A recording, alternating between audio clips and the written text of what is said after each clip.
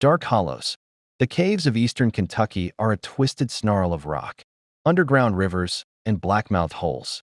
Elliot and Emery had grown up near them, close enough to know the stories weren't just stories. Something moved in those woods.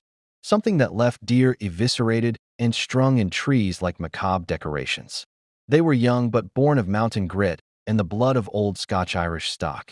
Elliot was the youngest, broad-shouldered with a jagged scar across his eyebrow from a childhood accident. Emery was wiry, quiet, and had a steady hand with his rifle. They were after a Wendigo, not the spirit of myth, but something worse, something physical, something starving. The trail was cold, slippery moss over limestone, thorns that tore jeans and flesh. The deeper into the gorge they went, the more the forest stilled.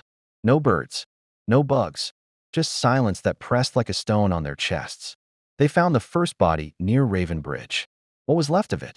A man, hiker maybe, flayed open from groin to sternum, ribs cracked and curled. His heart gone.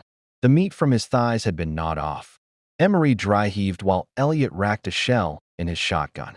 By dark they reached the entrance to Bat Cave, one of the deeper, colder tunnels, where the air seemed to cling and pull at your lungs. Inside, the light died fast. They moved slowly.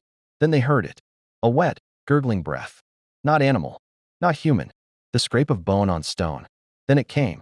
7 feet tall, if not more, gaunt. Stretched skin like leather over bone, and gray. Its mouth hung wide, needle-like teeth, some broken, some still red with meat. The eyes glowed. Antlers curled from its head, slick with blood. Elliot fired first. 3 slugs straight to the chest. It stumbled, screamed, then fell. Then it moved. It was on Elliot in a blink, claws raking down his chest, splitting flannel and flesh. Blood sprayed, steaming in the cold air. Emery fired blindly, a shot catching it in the neck. The Wendigo turned, snarling. They fought in chaos.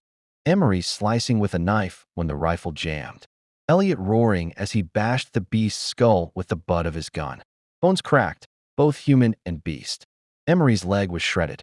Elliot lost a finger when it bit his hand, teeth crunching through bone. But Emery, bleeding, shaking, shoved some tannerite into its mouth. Elliot fired once, point blank. Its head exploded in a burst of blood and brains.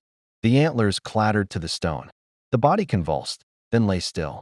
By dawn, they crawled out, half dead, soaked in blood, limping like broken things.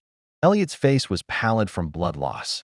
Emery's left eye was swollen shut, a flap of skin hanging from his scalp. They had done it. It was dead. Still, neither spoke the whole way down the mountain. Neither slept for days. Because every now and then, in the hills beyond Carter Caves, you can hear a gurgling scream in the wind. And sometimes hunger comes back, worse than before.